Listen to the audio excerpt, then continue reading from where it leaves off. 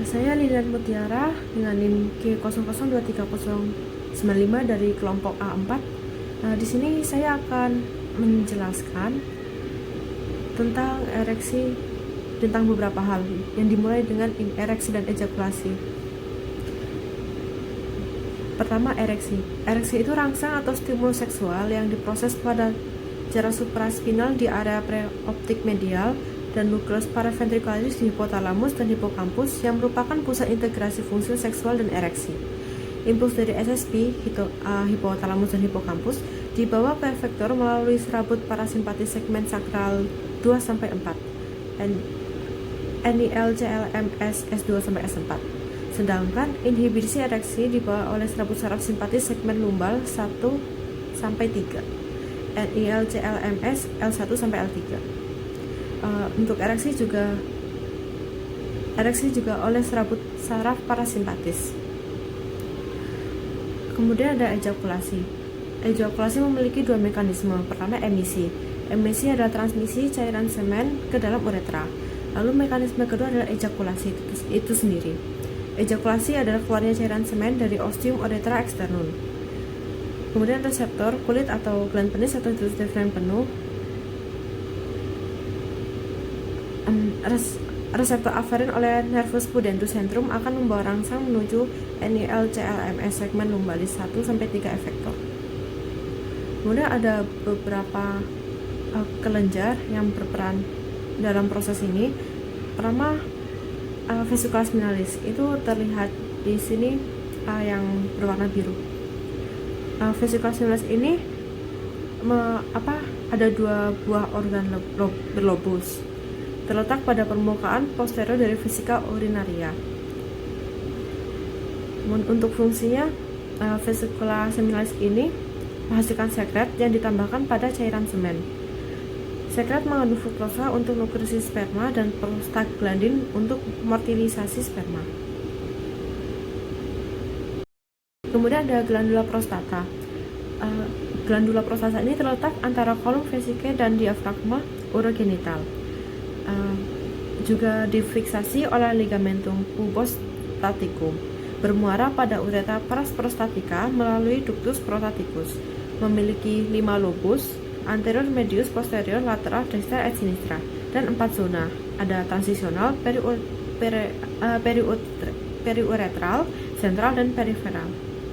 Fungsi dari glandula prostata ini untuk menghasilkan cairan tipis seperti susu yang mengandung asam sitrat dan fosfatase asam yang ditambahkan saat ejakulasi.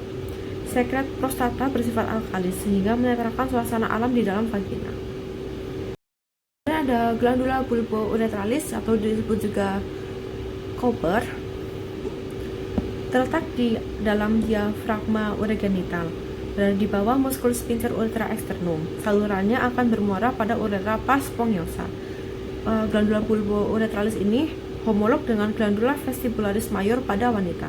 Fungsinya menghasilkan sekret pada fase ereksi, yaitu cairan mukus untuk pelumas sebelum berhubungan seksual.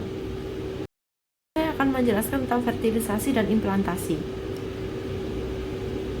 Pertama-tama, fertilisasi dan implantasi.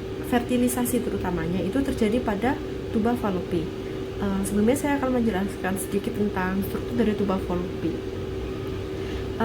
Secara anatomis, dari lateral ke medial, tuba fallopi itu terdiri dari infundibulum, ampula, isthmus, dan pars intramural. Untuk vaskularisasi dan inervasinya, vaskularisasi arteri oleh arteri ovarika cabang aorta abdominalis itu sepertiga lateral, dan arteri uterina cabang arteri iliaca eksterna 2/3 medial. Untuk venanya oleh plexus venosus pampiniformis sepertiga lateral dan plexus uterina vena iliaca interna itu untuk 2/3 medialnya. Inervasinya secara simpatis oleh nervus hypogastricus dan secara parasimpatis oleh nervus vagus dan nervus plancini pelvici. Kemudian lanjut ke fertilisasinya. Secara umum fertilisasi ini adalah proses di mana sel sperma bertemu dengan sel telur dan menjadi satu. Lanjut saja langsung ke implantasinya. Jadi setelah fertilisasi ini kan mulai terbentuk embrio. Nah, embrio ini akan dibawa dari tuba uterina menuju ke uterus. Di uterus ini terjadi namanya implantasi. Implantasinya itu ada di dinding uterus. Jadi blastosit itu akan datang. Pertama, implantasi itu ada 3 tahap, yaitu aposisi, adesi, dan invasi. Jadi pada aposisi, blastosis ini sudah sampai ke daerah di mana dia akan menancap. Kemudian pada bagian adesi mulai mendekat ke dinding uterusnya dan mengeluarkan L-selektin yang akan berinteraksi dengan L-selektin ligand. Kemudian pada invasi, jadi blastosis ini sudah masuk ke dalam dinding dari uterus tersebut. Karena invasi ini juga nama lainnya penetrasi. Kemudian ada berkemih. Ini alur perjalanan dari urin. Pertama dari ren dulu. Ren bermula dari nefron, yang kemudian ke tubulus convolutus proximal, lalu ke tubulus descendens Ansa-Henle, kemudian ke medula yang membentuk lengkung atau loop, kemudian ke tubulus ascendens Ansa-Henle lagi, ke tubulus ascendennya dari Ansa-Henle, kemudian ke tubulus collectivus distalis, lalu ke ductus collectivus, dari ductus collectivus ke papilla renalis, kemudian ke calcicus major, dari calcicus major ke calcicus major, dari situ juga langsung ke pelvis renalis dan lanjut ke ureter. Dari ureter nanti urin itu akan ke vesika urinaria untuk ditampung. Setelah volume dari vesika urinaria ini mencapai ambang batas, kemudian akan lanjut ke uretra dan keluar. Nah, proses berkemih juga disebut sebagai miksi.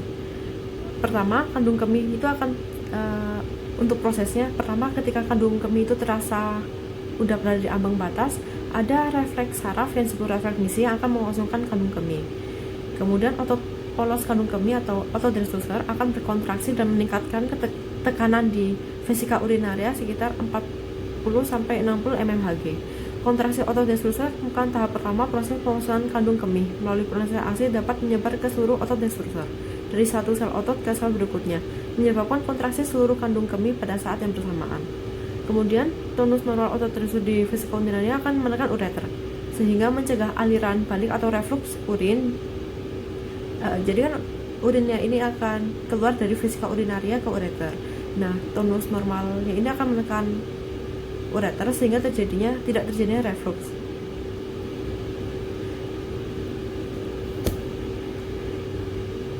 Baik, sekian, terima kasih.